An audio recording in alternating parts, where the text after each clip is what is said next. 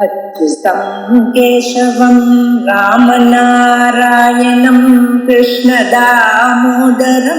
वासुदेवं हरिं श्रीधरं माधवं गोपिकावल्लभं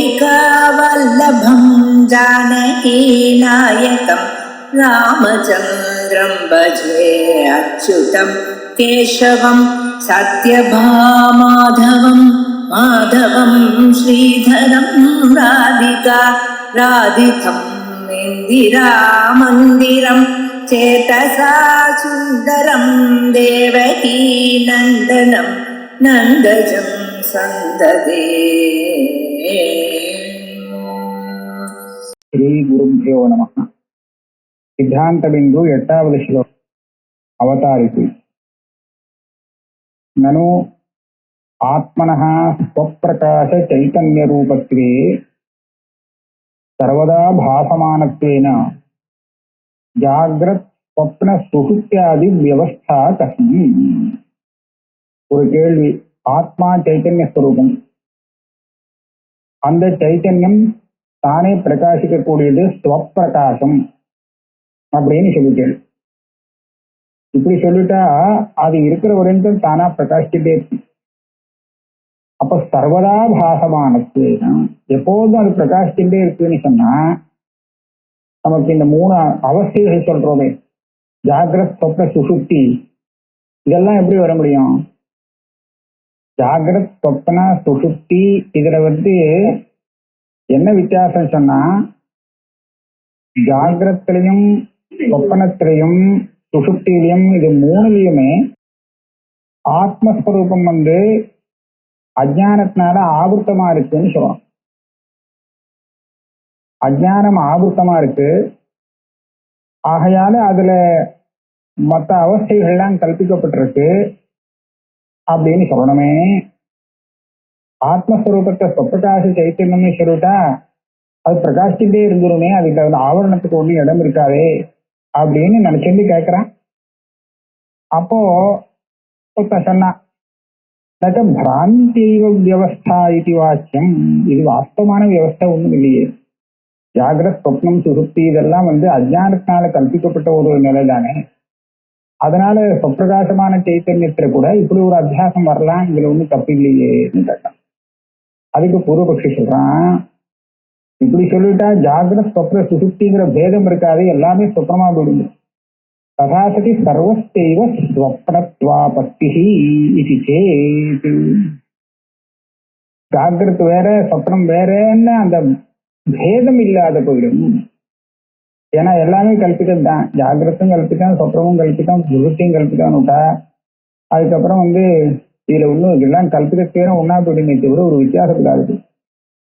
இது சேத் இந்த கேள்விக்கு பதில் சொல்றார், நான் லக்ஷணத்தா திரயாணாம் அப்படி சொப்னத்வேபி. இந்த ஜாகிரத் சொப்ன சுசுப்தி எல்லாமே சொப்னமா போயிடுன்னு சொன்னியோனோ, இது ஒரு ரீதியில பார்த்தா இது வாஸ்தவம் தான். இது எல்லாமே ஸ்வப்னம்னு சொல்லியிருக்கு. திரய ஸ்வப்னா அப்படின்னு திரய ஆவசத்தாக திரய ஸ்வப்னாகனு சொல்லி ஐத்திரேய உபனிஷத்து இந்த ஜாகிரத்துன்னு சொல்றதும் ஒரு சொப்னம் தான், சொப்னம் சுசுப்தின்னு சொல்றதும் சொப்னம் தான்னு சொல்லியிருக்கு. ஏன்னா இது கல்பிக்கப்பட்டது. அதனால லக்ஷணப்படி பார்த்தோம்னா இதுல ஒரு வித்தியாசமும் இல்லை. லக்ஷணத்தை திரயாணாம் அப்படி ஸ்வப்னத்வேபி பிரதிபாசதா அவித்யாகிருத விசேஷ சம்பவா. இது ஒரு நல்ல பதில். கல்பிதம்ங்கிறதுக்காக எல்லாம் ஒன்னா ஆகணும்னு ஒன்றும் அவசியம் இல்லை. பின்னமாக கல்பிக்கப்பட்டு இருந்தால் பின்னமாத்தான் தெரியும். இப்போ தனக்கு ரஜ்ஜுல சர்ப்பம் தெரியுது, சுக்தியில ரஜத்தும் தெரியுது. ரஜ்ஜுல சர்ப்பம் கல்பித்தம் தான், சுக்தியில ரஜதம் கல்பித்தம் தான். கல்பித்தங்கிறதுக்காக அந்த ரஜத்தமும் இந்த சர்ப்பமும் ஒண்ணு தெரியுமா என்ன? அப்படி ஒண்ணும் இல்லை. கல்பிதமா இருக்குங்கிறதுக்காக இது ரெண்டும் ஒன்னா போயிடும் விவசாய இல்லைன்னு இல்லை. ரஜ்ஜுல பார்த்தா அவனுக்கு சர்ப்பமா தான் தெரியும் பிராந்தியில. சுக்தியில போய் அவன் ரஜதம் சமம் தான் வருமே தவிர சர்ப்பம் சமம் வராது. அதே மாதிரி ரஜ்ஜுல சுக்தி பிரமமோ ரஜதம் சமமோ வராது, சர்ப்ப பிரமம் தான் வரும். அந்த விவசாயெல்லாம் கல்பிதத்துக்குள்ளேயே இருக்கு. கல்பிதமாக அந்த சொப்னத்துக்குள்ள நம்ம பார்க்கும்போது சொப்பனத்துக்குள்ள பார்க்கக்கூடிய பதார்த்தத்திலேயே எல்லாம் கல்பிதமா இருந்தாலும் கூட ஒரு விவஸ்தையை பார்க்கிறோம் இல்லையா? அதனால கல்பிதத்துக்கும் விவஸ்தைங்கிறதுக்கும் ஒன்றும் விரோதம் கிடையாது. அதனால பிரதிபாசகா அவித்யாக்கிருத்த விசேஷ சம்பவா. அவித்யாக்கிருத்த விசேஷத்தினாலே இந்திரியங்கள் வேலை செய்யறது, அதனால ஜாகிரதம்னு சொல்றோம். சொப்னத்துல பார்த்தா இந்திரியங்கள் வேலை செய்யல, ஆனா எல்லாம் தெரியுது, அது சொப்னம். அதுவும் நின்று போச்சுன்னா சுசுப்தி. அப்படிங்கிற வித்தியாசத்தை நம்ம அவித்யாகிருத விசேஷத்தை வச்சுட்டே நிர்வாகம் பண்ண முடியும். இதுக்காக அதை வாஸ்தவம் சொல்லணும்னு அவசியம் இல்லை. ஆத்மா சுப்பிரகாசங்கிறதுல ஒரு விரோதமும் இல்லை. அசத் விலட்சணத்துவேன சவிசேஷத்வாத் விவஸ்தோபத்தி. கல்பிதத்தை அசத்துன்னு நினைச்சுட்டு சில பேர் பேசுவார். கல்பிதம்னு சொன்னா இல்லாதது, இல்லாததுல நீ எப்படி விசேஷத்தை கொண்டு வர வேண்டும்? கடம் இல்லை பட்டம் இல்லை, கடமும் இல்லை படமும் இல்லைன்னு சொன்னா இந்த ரெண்டு இல்லைங்கிற அபாவம் இருக்கே, இந்த அபாவத்துக்கும் அந்த அபாவத்துக்கும் விசேஷம் உண்டா? இது மஞ்சளா இருக்கு, கருப்பா இருக்கு, இப்படி ஏதாவது வித்தியாசம் சொல்ல முடியுமா? அதனால அசத்து தர்மம் கிடையாதுன்னு அவ சொல்லுவா. அசத்துக்கு தர்மம் கிடையாதுன்னு நீ சொன்னா அது சரிதான்.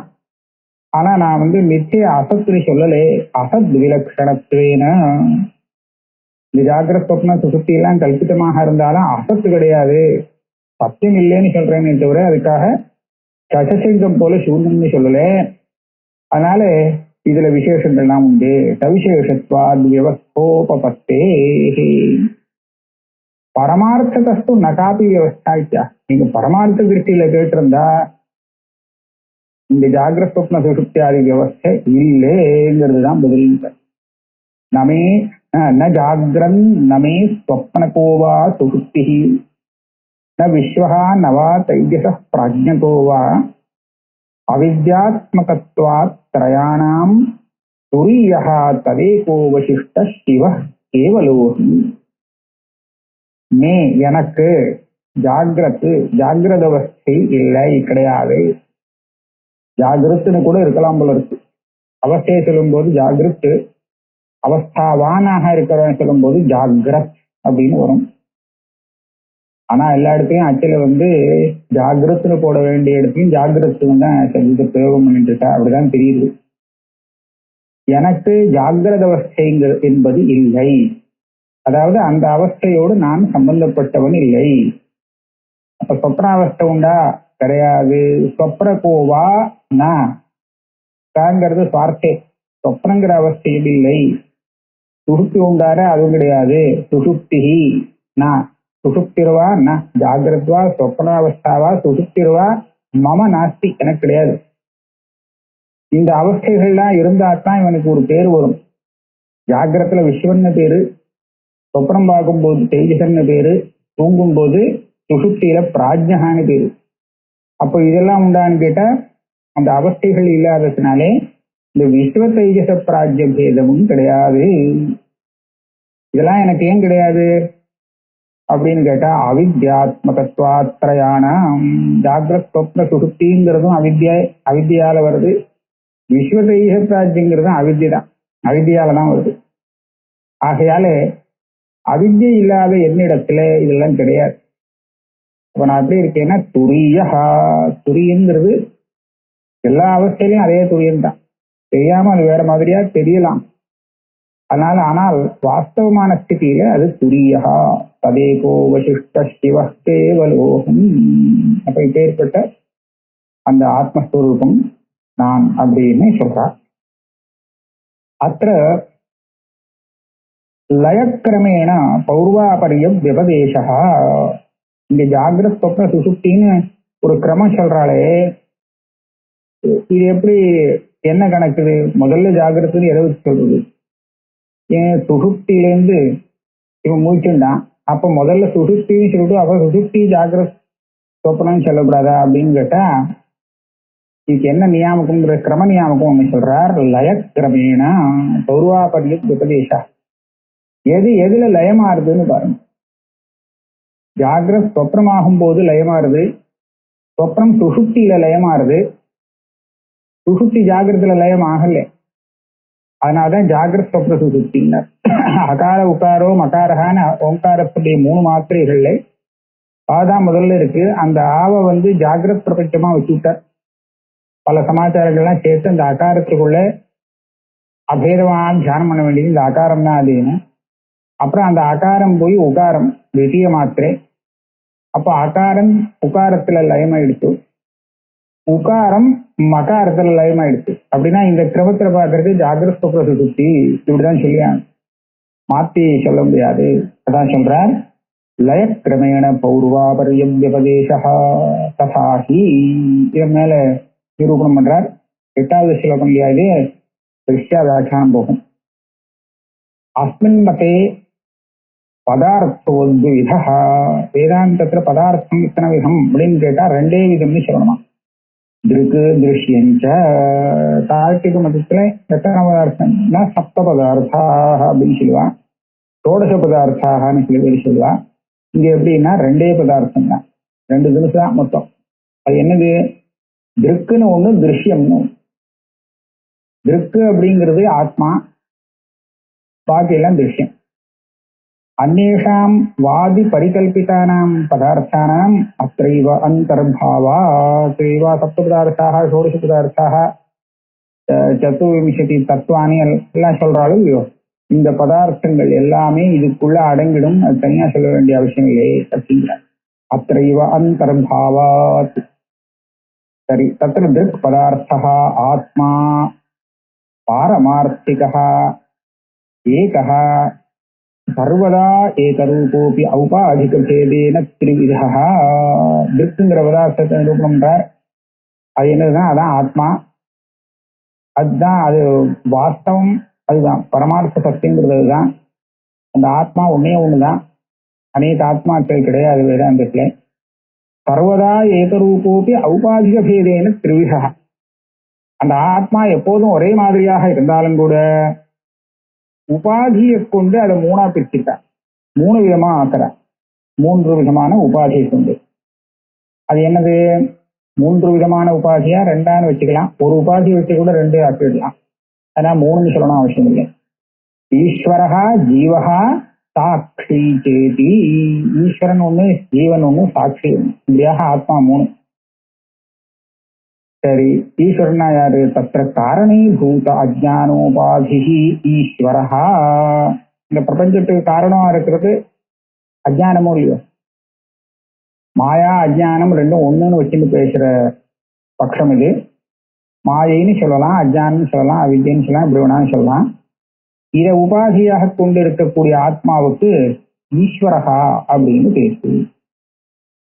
அந்தఃகரண தத் சம்ஸ்கார அவச்சின்ன அஜ்ஞானோபகிதோ ஜீவஹா. இங்கே அஜ்ஞானத்தை விடலை அப்படின்னு வச்சுட்டு இருக்க. வெறும் காரணீபூதமான அஜ்ஞானத்தை உபாதியாக சொன்னால் அது பரமேஸ்வரன். அந்த அஜ்ஞான காரியமான அந்தஸ்கரணமும் அதனுடைய சம்ஸ்காரமும். எதுக்காக சொல்றாங்கன்னா, சுசுப்தி காலத்துல அந்தஸ்கரணம் லயமாயிடுத்துன்னு சொன்னாலும் அந்த சம்ஸ்காரம் அப்படியே இருந்துருக்குங்கிறதுனாலே மறுநாளைக்கு அதே ஜீவன் போயிடுச்சுன்னு வர முடியும். ஆகாலே அந்தஸ்கரண தத் சம்ஸ்கார அவச்சின்ன அஜ்ஞான உபகிதா. இந்த காரியத்தோடு சேர்ந்து இருக்கக்கூடிய அஜ்ஞானத்தை உபாதியாக கொண்ட சைத்தன்யம் ஜீவஹா. பிரபஞ்சிதஞ்ச ஏதத் அதஸ்தா. இதை பத்தி விவரமா சொல்லியாச்சு முன்னாடியே, இந்த கிரந்தத்திலே சொல்லியாச்சு. அவித்யா பிரதிபிம்பேஸ்வர பக்ஷே. இப்போ இது அஜ்ஞானோபாதி ஈஸ்வரஹா அந்தஸ்கரணாவச்சின்ன அஜ்ஞானோபகிதோ ஜீவஹான்னு சொன்னார் இல்லையா. இது பொதுவா சொல்லிட்டு போயிட்டார். இந்த பிரதிபிம்ப பட்சம் அவச்சேத பட்சம்னு ஒரு விபாகம் பண்ணாமல். ஆனா அந்த விபாகம் இருக்கோ இல்லையோ, அதை வச்சு பார்க்கும்போது என்ன ஆகுதுன்னு சொன்னா, மேல சொல்ற மாதிரி சொல்லணும், அவித்யா பிரதிபிம்பேஸ்வரஹான்னு சொல்லணும். அது அவித்யால பிரதிபிம்பமா இருக்கிறது ஈஸ்வரன் ஒரு பட்சம், ஈஸ்வரனை பிரதிபிம்பமா வச்சுக்கக்கூடிய இன்னொரு பட்சம் விவரண பட்சம் எல்லாம் இருக்கு.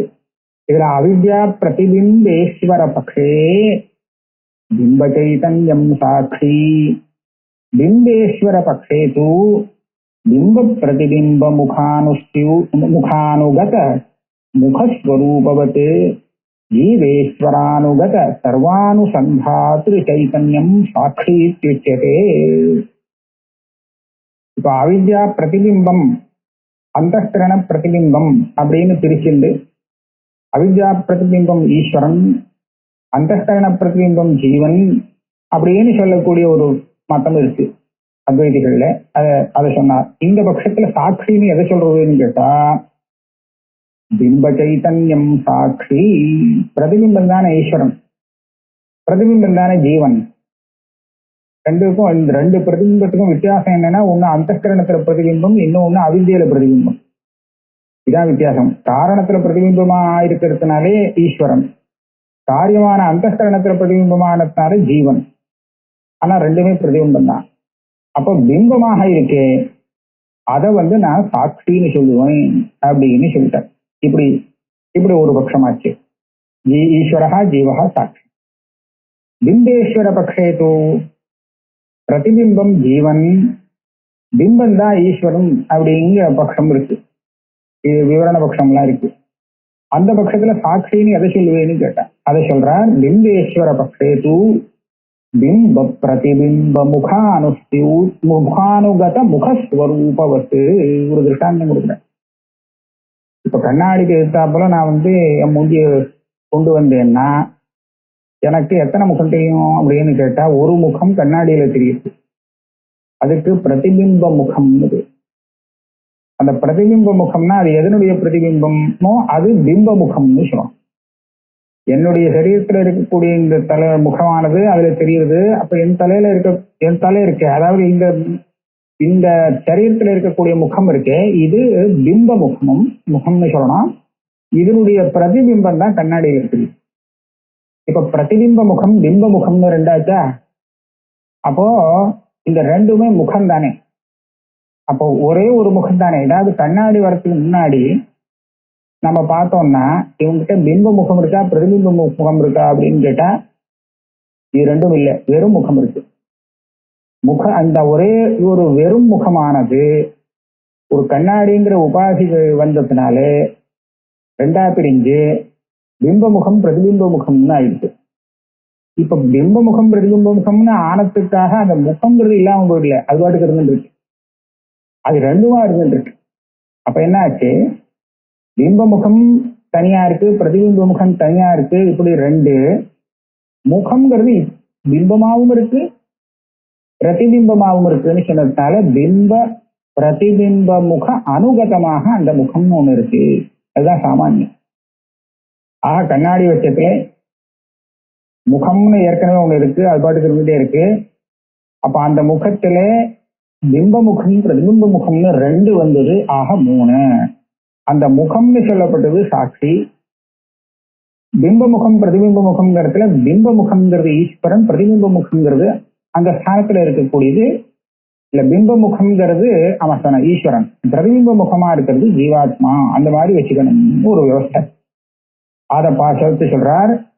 ஜீவ ஈஸ்வரானுகத சர்வானுசந்தாதிரி சைத்தன்யம் சாட்சி உச்சதே. அவித்யா பிரதிபிம்பங்கிறது ஜீவன், அவித்யா பிம்பம்ங்கிறது அந்த பிரதிபிம்பத்துக்கு பிம்பம் இருக்கே அந்த பிம்பம் ஈஸ்வரன்.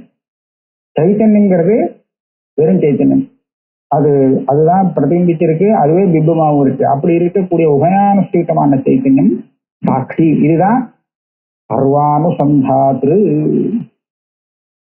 சாட்சியாலதான் நமக்கு எல்லாம் அனுசந்தானமாறுது, அனுபவங்கள் எல்லாம் தெரியுது. அதனால அனுசந்தாத்ரு அப்படின்ட்ட அது ஒண்ணு. வார்த்திகாரமதே தூ ஈஸ்வர ஏவ சாட்சி இது வைவித்தியமேவ ஜீவேஸ்வர பேதேன திருஷா. வார்த்தைக்காரர் சுரேஸ்வராச்சாரியர் அவர் சொன்ன விதத்துல பார்த்தோம்னா இப்ப மூணா பிரிக்க வேண்டாம்ட்டார். ஜீவகா ஈஸ்வரகா சாட்சின்னு மூணா வேண்டாம். ஜீவகா ஈஸ்வரகா அப்படின்னு ரெண்டா சொன்னா போறோம். அந்த ஈஸ்வரனை சாட்சின்னு சொல்லிவிடலாம். ஈஸ்வரனே எல்லாத்துக்கும் சாட்சியா இருக்க. கர்மாத்தியக்ஷா சர்வபூதாதிவாசா சாட்சி சேதா கேவலோ நிர்குணஸ்தேன்னு சொல்லி இந்த ஈஸ்வரனையே சாட்சின்னு சொல்லியிருக்குன்னு அவளுடைய வியாக்கியானம். அதனால அவர் மதத்துல ரெண்டு விதம்தான். வார்த்திகார மதேது ஈஸ்வர ஏவ சாட்சி. அதனால துவைவித்தியமேவ ஜீவ ஈஸ்வர பேதேன்னு திருஷா. திருக்குங்கிற பதார்த்தம் ரெண்டு விதம், ஜீவன் ஒரு ஒண்ணு, ஈஸ்வரன் ஒண்ணு அப்படின்னு. தத்ர ஈஸ்வரோபி திரிவிதா. அப்ப ஈஸ்வரன் இது பொதுவா மேல ஆரம்பித்தார். ஈஸ்வரன் 3 விதம். எப்படி? சோபாதிபூத அவித்யா குணத்ரய பேதேன விஷ்ணு பிரம்ம ருத்ர பேதாத். அதான் அந்த உபாதி அவித்யா இருக்கே, அது 3 குணங்கள் கொண்டதாக இருக்கு. சத்துமிருத தமசு அப்படின்னு இந்த 3 குணத்தை வச்சு 3 ஈஸ்வரனா தெரியுது. உபாதியில இருக்கக்கூடிய குணம் 3ஆ இருக்கிறதுனாலே ஒவ்வொரு குணத்தை வச்சு ஈஸ்வரன் வித்தியாசமாக 3 நிமிஷம் ஆயிடுறார். அது என்னது? விஷ்ணு பிரம்ம ருத்ர பேதா. சத்துவகுணத்தை வச்சு விஷ்ணு, ரஜோகுணத்தை வச்சு பிரம்மா, தமோ குணத்தை வச்சு ருத்ரன் அப்படின்னு அந்த ஈஸ்வரன் ஒரே ஈஸ்வரன் 3 விதமாயிடுறா. காரணீபூத சத்வகுணாவச்சின்னோ விஷ்ணு பாலயிதா. ஈஸ்வரன் சொன்னா எல்லாருக்கும் ஜெகத்காரணத்துவம் வரும். ஜெகத்காரணத்துவம் வரணும் அப்படின்னு சொன்னா அதனுடைய உபாதி ஜெகத்காரணமா இருக்கிறதுனாலே உபகிதமான ஈஸ்வரனுக்கும் ஜெகத்காரணத்துவம். அதனால உபாதியை எப்படி சொல்லணும்? காரணீபூதன்னு சொல்லணும். எல்லாத்திலையும் காரணீபூதமான சத்துவகுணத்தை கொண்டவர். சத்துவகுணாவச்சின்னோ விஷ்ணு, ஜகத்துக்கு காரணமா இருக்கக்கூடிய சத்துவகுணாவச்சின்னமான அந்த சத்துவகுணத்தோடு சேர்ந்த ஈஸ்வரன் விஷ்ணு. அவர் பண்ற வேலை என்ன? பாலயிதா, பாலனம் பண்றாராம். காரணீபூத ரஜ உபஹிதோ பிரம்மா சிரஷ்டா. காரணமான அந்த ரஜோகுணம் இருக்கே, அதை கொண்ட உபாதியோடு சம்பந்தப்பட்ட அந்த ஈஸ்வரன் பிரம்மா. அவர் என்ன பண்றார்? சிருஷ்டி பண்றார், சிரஷ்டா. இரண்யகர்பர்னு சொல்றாளே அது யாருன்னு நடுப்புற கேள்வி வருது. அது சொல்றார், இரண்யகர்பர் ஈஸ்வரன்ல சேர மாட்டார். அவர் ஜீவன்கள்ல தான் சேர்ந்தவர். இருந்தாலும் அவர் ரொம்ப பெரியவர். அவர் பெரிய மகாஜானியா இருக்கார். அதனால அவரை சில இடத்துல ஔபச்சாரிகமா பிரம்மசப்தத்தால சொல்றது உண்டு அப்படின்னு சொல்றார். இரண்யகர்பஸ்து மகாபூத காரணத்வாபாவாத் ந பிரம்மா. அது பிரம்மமே இல்லை, அது பிரம்மம் இல்லை. காரிய பிரம்மம்னு விஷயமா சொல்றது, காரண பிரம்மம் இல்லை. இரண்யகர்பங்கிறது மகாபூதத்தை உண்டு பண்ணினவர் இல்லை. அதனால அவர் ஈஸ்வர கோட்டியில சேர மாட்டார். ஆனா சில சமயத்துல சொல்றாளே பிரம்மா அப்படின்லாம் சொல்றாளேன்னா, ததாபி ஸ்தூலபூத சிரஷ்டிருத்வா வச்சித் பிரம்மேத்யுபச்சரியதே. வாஸ்தவம் அவர் பிரம்மத்துல சேர மாட்டார். இருந்தாலும் அவனும் சில சிருஷ்டியாதி காரியங்கள் பண்ணும்படியா இருக்கு. அந்த சிருஷ்டியை வச்சுண்டு பிரம்மான்னு சில இடத்துல சொல்றதாக இருக்கு. எந்த இடத்துல இருக்கு அப்படின்னு கேட்டா, தவை சரீரி பிரசமஹ தவை புருஷ உச்சியதே ஆதி கர்த்தா சத்பூதானாம் பிரம்மாக்ரே சமவர்த்தத அப்படிங்கிறது பிரம்மான்னு ஒரு போட்டிருக்கார். தஸ்மாத் ஏதத் பிரம்மா நாம ரூபமன்னஞ்சயாயத்தே அப்படிங்கிற ஸ்ருதியில ஏதத் பிரம்மா அப்படின்னு சொல்லியிருக்கு. நிறைய இருக்கு.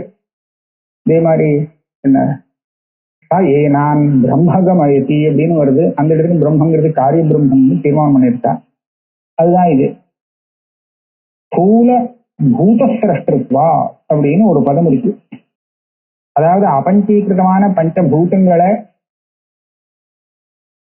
சிருஷ்டி பண்ணினது பரமேஸ்வரன். அதுக்கப்புறம் அந்த பூதங்களை பஞ்சீகரணம் பண்ணி ஸ்தூலமாக்கினதும் பரமேஸ்வரன் தான், இவர் இல்லை. இருந்தாலும் இந்த காரியம் பண்ணின பரமேஸ்வரனாக இருந்தாலும் இரண்யகர்பா அப்படிங்கிறவரை நாம சூக்ஷ்ம சரீரோபாதிகமாக சொல்லிட்டோமானால், அதாவது சூக்ஷ்ம சமஷ்டி, அப்ப அந்த சூக்ஷ்ம சமஷ்டிய ஸ்தூலத்துக்கு காரணம்னு வச்சுருக்கான். அதை வச்சுட்டு ஸ்தூலபூத சிருஷ்டிருத்வா அப்படிங்கிறது சொல்லணும் இரண்யகர்பத்துக்கு. அல்லது இப்படியும் வச்சுக்கலாம். பூதம்னு சொன்னா பிராணிகள், பஞ்சமகாபூதம்னு எடுத்துக்கணும் அவசியம் இல்லை. நஹிம்சாத் சர்வாபூதானி சர்வபூதேஷு ஆத்மானம் இத்தியாதி ஸ்தலங்கள்ல பூத சப்தம் பிராணிகளை சொல்லக்கூடியதாக இருக்கு. அபயம் சர்வபூதேபியா மத்தஹஸ்தாக இந்த மாதிரி பல இடத்துல பூத சப்தத்துக்கு பிராணிகள்னு அர்த்தம் இருக்கு. அந்த பிராணிகளை இவர் தான் சிருஷ்டி பண்ணி கொடுக்குறாருன்னு வச்சுக்கலாம். ஏதோ சரி, அவரும் சிருஷ்டி பண்றாரு, அதனால அவருக்கு பிரம்மாங்கிற பேருனால விவகாரம் பல இடத்துல இருக்கு. காரணீபூத தம உபஹிதோ ருத்ரஹா சம்ஹர்த்தா. இந்த தமோ குணம் இருக்கே, அதை உபாதியாக கொண்டவர் ருத்ரன். இவர் வேலை சம்ஹாரம் பண்றது, சம்ஹர்த்தா. ஏவஞ்ச ஏகஸ்தேவ, ஒரே ஈஸ்வரனுக்கு சதுர்புஜ சதுர்முக பஞ்சமுகாத்யாக புமாகாராக ஸ்ரீ பாரதி பவான்யாத்யாஷ்ட ஸ்திரியாகாராக அந்நேச்ச மத்ய கூர்மாதயः அனந்தாவதாராः லீலையைவ ஆவிர்பவந்தி பக்தானுகிரகார்த்தம் இத்யவதேயம். அவித்யங்கிற ஒரு உபாதி 3 குணம் கொண்டது. அந்த உபாதியை கொண்ட ஈஸ்வரன் ஒருத்தர் தான். இருந்தாலும் அவருக்கு அந்த உபாதியில் உள்ள குணபேதத்தினால எப்படி 3 விதம் ஏற்பட்டதோ அதே மாதிரி ஆகாரங்களும் உண்டாகிறது. பல சரீரங்களை தயார் பண்ணி விடுற. சரீரங்கள்லாம் என்ன? சதுர்புஜ சதுர்முக பஞ்சமுகாத்யாக, ஒரே தலை 4 கை, இந்த மாதிரி ஒரு ஆகாரம் எடுத்துட்டு நாராயணனாக விஷ்ணுவாக அவர் இருக்கார். 4 முகம் 4 கை அப்படின்னு பார்த்தா சதுர்முகா பிரம்மாவா இருந்திருக்கார். அப்புறம் பஞ்சமுக ரூபமாக சிவன். இதெல்லாம் புருஷாகாரமாக இருக்கு, புராண பிரசித்த ஆகாரங்கள். அந்த ரூபமும் அவருக்கு உண்டு. அதாவது மாயால அவரை பக்தால அனுகிரகம் பண்றதுக்கு இந்த மாதிரியான ஒரு ரூப விசேஷத்தை கிரகிச்சுக்கிறார். அது இப்போ புருஷாகாரம் சொன்ன மாதிரி ஸ்ரீ ஆகாரத்திலையும் அவரே தான் இருக்கார். ஸ்ரீ, அதாவது ஸ்ரீ பாரதி பவானி. ஸ்ரீனா லக்ஷ்மி, விஷ்ணுவுக்கு லக்ஷ்மி. அந்த லக்ஷ்மி வேறு இல்லை, அந்த பரமேஸ்வரன் தான் ஸ்ரீ புமாகாரமாக விஷ்ணுவாகவும் மகாலட்சுமியாகவும் 2 ஆகாரத்துல இருக்கு. அதே மாதிரி சதுர்முகம் பிரம்மாவாகவும் பாரதினா சரஸ்வதி தேவியாகவும் அந்த ஒரே ஈஸ்வரனே இருக்கார். அதே மாதிரி ருத்ர ரூபமாகவும் பவானி ரூபமாக அம்பாளாகவும் அதே பரமேஸ்வரன் தான். ஆஹா, மசூதன சரஸ்வதி என்ன பண்ணார்னா, இந்த புருஷ ரூபம் ஆகாரம் இருக்கே அதுதான் ஈஸ்வரன், ஸ்ரீ ஆகாரம் ஈஸ்வரன் இல்லே அப்படிங்கிற வாதத்தை ஒத்துக்கல. புருஷாகாரத்தையும் அதேதான், ஸ்ரீ ஆகாரத்தையும் அதேதான். அப்போ ஜெகத்தை பாலனம் பண்ணக்கூடிய விஷ்ணு அப்படிங்கிற ரூபம் சொன்னா மகாலட்சுமிங்கிற ரூபமும் அதே பரமேஸ்வரனுடைய ரூபம்தான். இது பும் ரூபம், அது ஸ்ரீ ரூபம். ஒவ்வொன்றிலையும் பும் ரூபம் ஸ்ரீ ரூபம்னு 2 ரூபம். இதை தவிர்த்தும் நிறைய ரூபங்கள் வருது. அந்நேக மத்திய கூர்மாதயா அனந்தாவதாராக, புராணத்தில் வர்ணிக்கக்கூடிய அப்பப்போ ஏதாவது தொந்தரவு வரும்போது அவர் அவதாரம் பண்ணி ஆஸ்திகர்கள் எல்லாம் தர்மத்தெல்லாம் காப்பாற்றுவார். அப்படி வரும்போது இந்த மத்திய அவதாரம் கூர்மாவதாரம் அப்படின்னு 10 அவதாரங்கள், 10 இல்லை நிறையவே அவதாரங்கள் நிறைய இருக்கு. அதான் அனந்தாவதாராக அப்படின்னு விட்டார். இது எல்லாமே லீலையைவ ஆவிர்பவந்தி. இது வெறும் லீலா மாத்திரம். அனாயாசமா அங்க அவர் மாயால எடுத்து விடுறார். இப்ப ஏற்பட்ட அவதாரங்கள்லாம் எதுக்காக அவர் பண்றாரு? அதனால அவருக்கு ஏதாவது லாபம் தானே? அவருக்கு லாபம் இல்லை, பக்தானுகிரகார்த்தம். பக்தர்களுக்கு அந்தந்த அவதாரத்தினாலே அனுகிரகம் நிறைய கிடைக்கிறது. அதுதான் அவளுக்கு விசேஷம். அதுதான் இந்த அவதாரங்களுடைய பிரயோஜனம். பக்தானுகிரகார்த்தம் இத்யவதேயம். சின்மயஸ்ய அத்விதீயஸ்ய நிஷ்கலஸ்ய அசரீரிணः உபாசகானாம் காரியார்த்தம் பிரம்மணோ ரூப கல்பனா. இப்படி எல்லாம் பிரம்மத்துக்கு ரூபங்கள்லாம் சொல்லியிருக்கே, கல்பனை பண்ணியிருக்கே. எதுக்காகன்னு கேட்டா அதனுடைய சாரத்தை சொல்லு. பக்தி பண்றதுக்கு இந்த ரூபம் இருந்தா நல்லா இருக்கும். ஏதாவது ரூபம் வச்சு ரூபத்தை கொடுத்து அந்த சாமியை உபாசனம் பண்ணினா சுலபமா இருக்கும். நீ ரூபமா சொன்னா அவ்வியக்தம்னு அது சொல்றது. அதுல நம்ம புத்தி ஸ்திரமா வைக்கிறதுங்கிறது சிரமம்தான். கீதையில கூட அர்ஜுனன் கேட்கிறான், இந்த விஸ்வரூபம் காமிச்சியே, இந்த விஸ்வரூபமான ஒன்ன உபாசிக்கிறவாளுக்கும் ரூபம் ஒண்ணும் இல்லாம வெறும் அவ்வியக்தமா இருக்கக்கூடிய உங்க ஸ்வரூபத்தை, நிர்குணஸ்வரூபத்தை உபாசிக்கிறவாளுக்கும் என்ன வித்தியாசம், யார் இதுல சிரேஷ்டாள் அப்படின்னு ஒரு கேட்டு வச்சான். அதுல சுவாமி என்ன சொன்னாருன்னா, ஒரு திருஷ்டியில பார்த்தா இந்த ரூபத்தோடு உபாசனம் பண்றவாள் தான் சிரேஷ்டம். ஏன்னா சுலபமா காரியம் முடிஞ்சு போறது, சிரமப்பட வேண்டாம், சுலபமாக இவா அந்த ரூபத்துல தன்னுடைய புத்தியை ஏகாகிரம் படுத்த முடியுது. நிர்குணம் இருக்கே, அதுல என்ன கஷ்டம்னா நிர்குணஸ்வரூபமா பார்க்கறதே முதல்ல சிரமம். ஏன்னா கிளேசா அதிக தரக தேசாம் அவ்வியக்தா சக்தி தேசாம், அந்த மனசை நிற்க மாட்டேங்குது. நிர்குணமாக ஒரு வஸ்துவை மனசனால சிந்தனை பண்ண முடியல, அதனால சிரமப்படுறது. அதனால அது இதை விட அது சக்தி சுலபமா இருக்குன்னு இருக்குனாங்க. அந்த மாதிரிதான் இது சின்மயத்திய அத்விதீயத்திய அதனுடைய உண்மையான ஸ்வரூபம் என்னன்னா வெறும் சித்ஸ்வரூபம். ஸ்திதி தன்மாத்திரேன ததாத்மகத்வாதி எவ்வளோபிகி அப்படிங்கிற இடத்துல ஆத்மாவுடைய சுரூபம் வெறும் சின்மாத்திரம்னு சொல்லு. அப்படி இருக்கு. அதுவும் அத்விதீயம், திவிதீயம் கிடையாது, ஒரே வஸ்துதான். நிஷ்கலஸ்ய அசரீரன, நிஷ்கலம்னு சொன்னா நிரவயவம், அதே சமயத்துல சரீரம் கொண்டது இல்லை, அசரீரி. இப்படி இருந்தாலும் அதுக்கு அந்த பிரம்மத்துக்கு பலவிதமான ரூபங்கள் எல்லாம் கல்பிச்சு கொடுக்குறது. எது ஸ்ருதி ஸ்மிருதி புராணங்கள்லாம் எதுக்காகன்னு கேட்டா உபாசகானாம் காரியார்த்தம். இந்த உபாசனை பண்ணணுமே வா, ரூபம் ஒண்ணு கொடுத்தா இவாளால அதை செய்ய முடியுது, உபாசனையை செய்ய முடியுது. ரூபமே இல்லாம நிர்குணத்தை புரிஞ்சுக்கோன்னு சொன்னா மனசு ஏற்றுக்க மாட்டேங்குது. அதனால அவளுக்கு ஒரு சௌகரியம் ஏற்படுத்தணுங்கிறதுக்காக இந்த ரூப கல்பனை பண்ணப்பட்டிருக்கு. இந்த இடத்துல